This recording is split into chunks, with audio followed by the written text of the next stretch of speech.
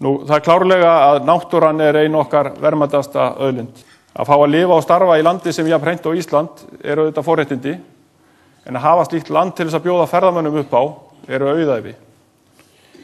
Áhugi gamla heimsins, eins og við stundum talað á náttúrunni, hefur aukist dag frá degi og í dag þetta eitthvað mesta áhugamál ferðamanna sem að ég hitti, hvort sem það í Evrópu, Bandaríkjunum eða í Asíu.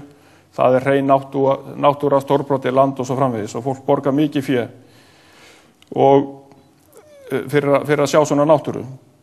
Og partur okkar lífsgæðum, og þetta kann maður að meta vegna þess að ég fengið að ferðast í starfi mínu allan heim og meðal annars verið langdvölum í Asíu, þar sem að mannfjöldin heldur meiri en á Íslandi, en við Íslendingar búum svo vel að á hverjum ferkílómetri lands hér á Íslandi eru 3 íbúar miðað við stærð landsins. Í Hollandi sem að Salem Saud kemur frá, þar eru 395 íbúar á hvern ferkílómetri, eða 400 sinnum meira. Þannig að þetta eru ótrúlega lífsgæði sem við búum við og ég alltaf þeirri stundu fegnastur þegar ég kem frá Asíu og keyri Keflavíkurveginn heim. Ef maður mætir engum bíl, þá maður í himnaríki. Það maður búin að vera í 20-30 miljón manna borgum vikum saman og það óþolandi áreiti. En úr öllum þessum auðæfum verður ekki unnið nema við sýnum einhverja snilli hér sem þjóð og einstaklingar. Það þarf kraft einstaklingana, það þarf þor og það þarf stuðning samfélagsins til þess að búa til mikil verðmæti. Okkur það mikils virði klárlega að skapa góð störf og verðmætstörf. Og ef það tekst ekki, þá fer fólkið okkar í önnur hagkerfi og finnur kröftum sínum farveg það.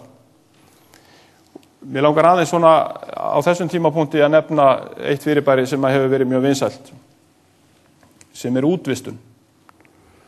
Og ef við horfum núna á þessar þjóðir, sérstaklega í Bandaríkjunum og í Evrópu, sem hafa stundað útvistun í stórum stíl, þær hafa ákveðið það, einhverja stéttir í samfélaginu hafa ákveðið það að störf sem unnið með höfðinu séu merkilegri heldur störf sem unnið með höndunum og hafa fært störfin í stóru stíl í önnur hagkerfi, í önnur lönd og skili íbúana sína eftir atvinnulausa. Þessar þjóðir í dag að horfa fram á krónískt atvinnuleysi í sínum þjóðfélögum. Störf sem eru farin koma aldrei aftur. Á sama tíma þau búin að færa þessum þjóðum, þangað sem störfin voru flutt, gríðarlega verðmæta auðlind sem þær byggja nú á sem mestar mega og það nánast óþekkt fyrirbæri atvinnuleysi í Asíu á meðan að gamli heimurinn að glíma við krónískt atvinnuleysi. Meðal annars vegna þess að við ákváðum að sum störf væru ómerkilegri en önnur.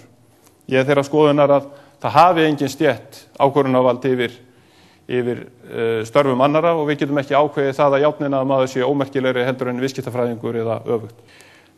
Spurningin svo hvort að við séum tilbúin fyrir framtíðina og þá þurfum við svolítið að horfa á menntakerfi og þá ég ekki að tala menntakerfi Íslands, heldur bara menntakerfi heimsins.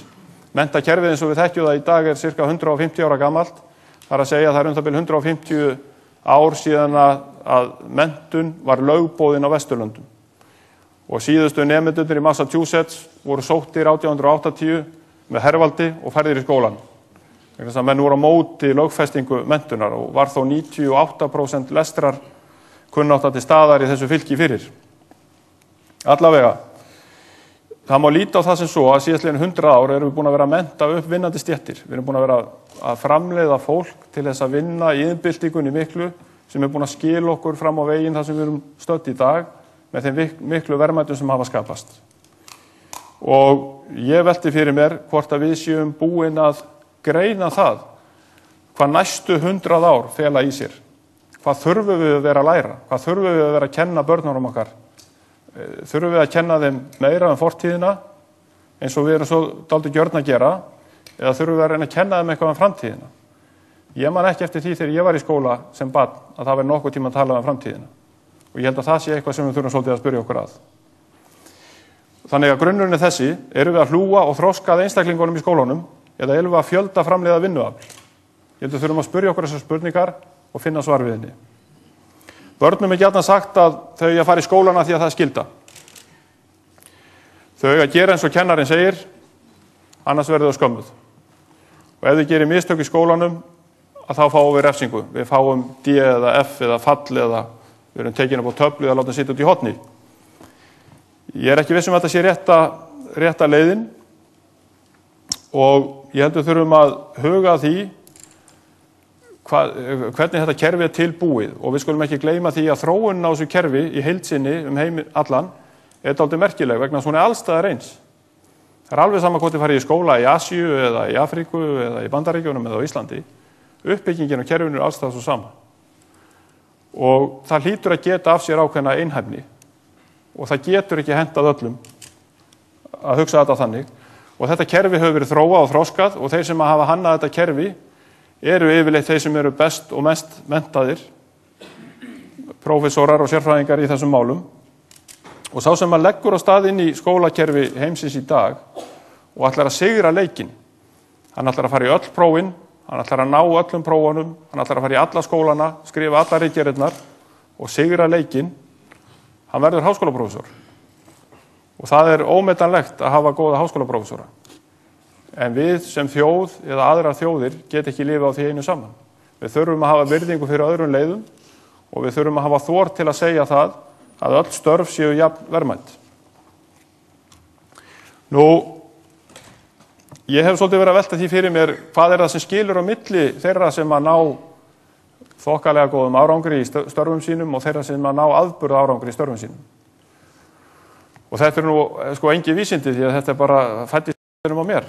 En mín skilgreining á er sú að þeir sem að ná afburða árangri eru þeir sem eru góðir í mannlegum samskiptum. Þeir sem eru sífellt að rekast á horn annarra eða ganga inn í, hvað ég var að segja, nær umhverfi annarra með látum eða valdboði eða frekju eða yfirgangi. Þeir ná tímabundum árangri og svo hægt og rólega fá allir leið á þeim og þeir svona detta svolítið út í keðjunni. Þeir sem eru að standa sig best eru þeir sem að geta unnið með fólki, virkja fólk og virkjað hópa saman til góðra mála. Og þá hef ég svolítið verið að velta því fyrir mér, eru við að kenna börnum heimsins eitthvað í þessa veru? Að mannleg samskipti skipti úrslita máli? Eða ætlum við bara að kenna þeim að lesa og skrifa? Og ég held að við séum ekki undir það búin að næstu 100 árin þá verði aðrir hlutir meira áríðandi en að kunna og lesa og skrifa.